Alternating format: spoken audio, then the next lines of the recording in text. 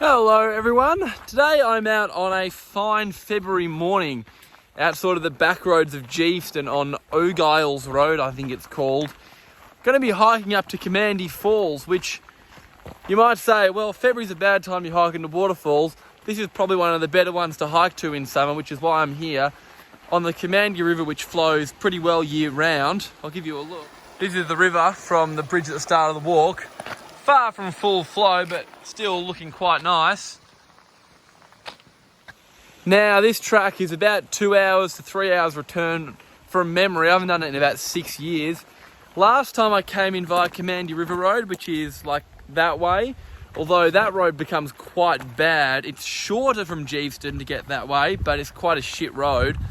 O'Giles Road is a bit more of a roundabout route, but you end up on this nice two-wheel drive forestry road.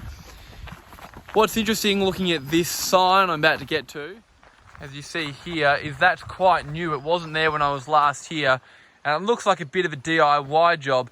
I know the original sign was nicked by some woodhookers, I think. What you'll also notice is that this whole area has been quite badly burnt. I think it was the 2019 fires came through and did a number on the track around here, so it'll be a bit of an exploratory mission for me today because I haven't been here since the fires. Apparently some work's been done on the track to fix it up, but who knows, we'll see what we find. But for anyone who kind of came in here before the fires and remembers what the track used to be like, hopefully this video is useful in showing the condition of it today. Hopefully it's a nice easy walk. We'll see what we find. Right now it's a four-wheel drive track. So 5 minutes in, the road kind of ended and we're back onto a traditional bush track. Lots of ribbons, which is a good sign early that it'll be quite well marked, but also a pretty obvious track underfoot through the burnt terrain right beside the river. And from memory, the route pretty much follows the river most of the way up.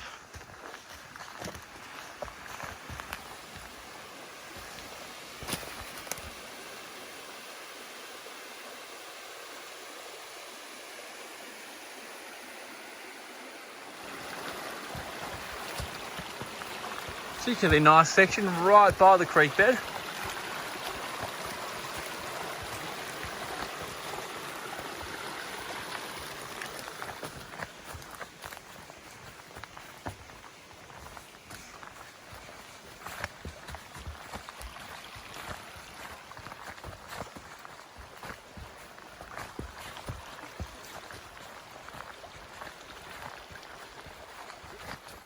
So, about halfway there now. You can kind of see behind me, pretty much been plodding through this sort of burnt stuff most of the way.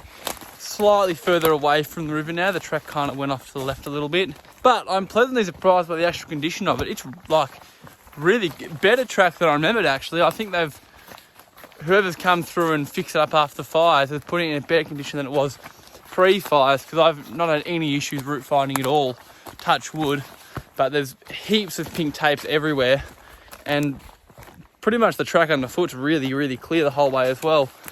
Just some fallen trees here and there, but not anything difficult at all. And in half an hour, or not even, I'm just past the halfway point according to the map. So it's a pretty nice cruisy walk in the end. Again, touch wood, because still got the back half left. Okay, so it's been just under an hour, 55 minutes.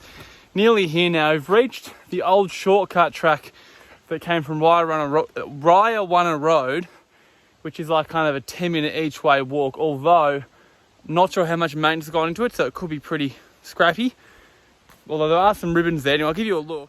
So a nice sort of sign, someone's put on a rock, pointing to the waterfall, which is not much further on.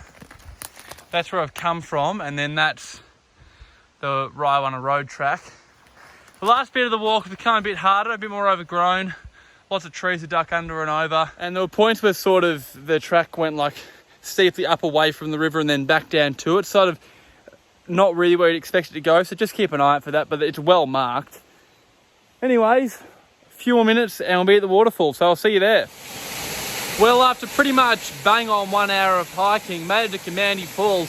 It's a nice waterfall, especially considering it's like the middle of February, so the driest time of year. It's still flowing quite well.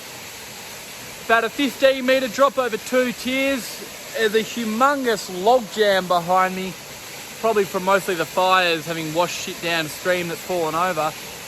But around the falls itself, it's, I mean, very burnt, but still photogenic enough. Quite a substantial chunk of rocket falls over, so I'll give you a look at it anyway.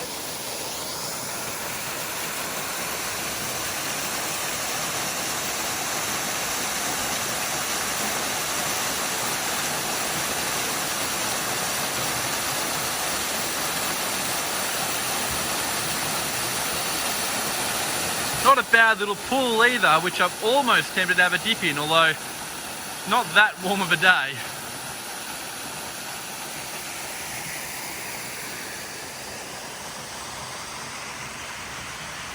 Huge log jam, and then it goes over some more cascades right there.